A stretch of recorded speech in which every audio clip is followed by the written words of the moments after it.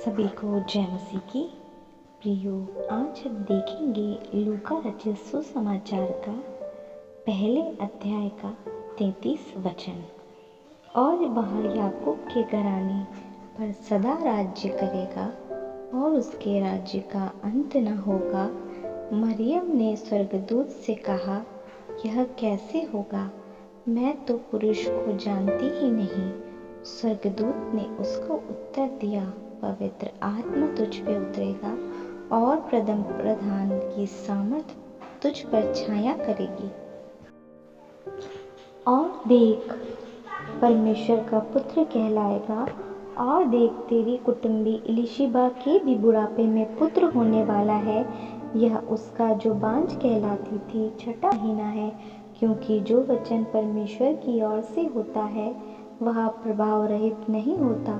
मरियम ने कहा, देख, मैं प्रभु की दासी हूँ, मुझे तेरे वचन के अनुसार हो। तब स्वर्गदूत उसके पास से चला गया। उन दिनों में मरियम उठकर शीघ्र ही पहाड़ी देश में यहूदा के एक नगर को गई और जकरिया के घर में जाकर इलिशिबा को नमस्कार किया। जो ही इलिशिबा ने मरियम का नमस्कार सुना, तो ही बच्चा उसके पेट में उछला और इलिशिबा पवित्र आत्मा से परिपूर्ण हो गई। और उसने बड़े शब्द से पुकार कर कहा, तू स्त्रियों में धन्य है और तेरे पेट का फल भी धन्य है।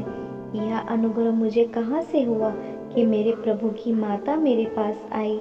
देख, जो ही तेरे नमस्कार का शब्द मेरे कानों में पड़ा, तो ही बच्चा मेरे पेट में आनंद से उछल पड़ा। धन्य है वह जिसने विश्वास किया, जो बातें प्रभु की ओर से उससे कही गई वे पूरी होगी।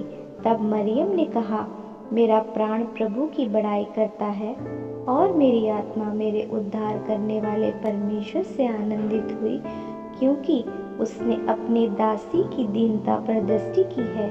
इसलिए देखो, अब से सब युग के लोग मुझे धन्य कहेंगे, क्योंकि उस शक्तिमान ने मेरे लिए बड़े काम किए हैं। उसका नाम पवित्र है और उसकी दया उन पर जो उससे डरते हैं पीढ़ी से पीढ़ी तक बनी रहती है। उसने अपना भुजबल दिखाया और जो अपने आप को बड़ा समझते थे उन्हें तितर बितर कर दिया। उसने बलवानों को उनके सिंहासनों से गिरा दिया और दीनों को ऊंचा किया। उसने भूखों को अच्छी वस्तुओं से तृप्त किया और धनवानों को छूछे हाथ से निकाल दिया। उसने अपने सेवक इज़राइल को संभाल लिया कि अपनी उस दया को स्मरण करे जो अब्राहम और उसके वंश पर सदा रहेगी, जैसा उसने हमारे बाप दादाओं से कहा था। मरियम लगभग 3 महीने उसके साथ रहकर अपने घर लौट आई। तब इलिशिबा के प्रसव का समय पूरा हुआ और उसने पुत्र को जन्म दिया। उसके पड़ोसी और कुटुंबियों ने यह सुनकर कि प्रभु ने उस पर बड़ी दया की है, उसके साथ आनंद मनाया। और ऐसा हुआ कि 8वें दिन वे बालक का खतना करने आए और उसका नाम उसके पिता के नाम पर जकरिया रखने लगे। इस पर उसकी माता ने उत्तर दिया, नहीं, वरन उसका नाम यूहन्ना रखा जाए। उन्होंने उससे कहा, तेरे कुटुंब में किसी का यह नाम नहीं। तब उन्होंने उसके पिता से संकेत करके पूछा, तू उसका नाम क्या रखना चाहता है? उसने लिखने की पट्टी मांगकर लिख दिया, उसका नाम यूहन्ना है। और सबों को आश्चर्य हुआ। तब उसका मुंह और जीभ तुरंत खुल गई और वह बोलने और परमेश्वर का धन्यवाद करने लगा। उसके आसपास के सब रहने वाले पर भय छा गया और उन सब बातों की चर्चा यहूदियों के सारे पहाड़ी प्रदेश में फैल गई।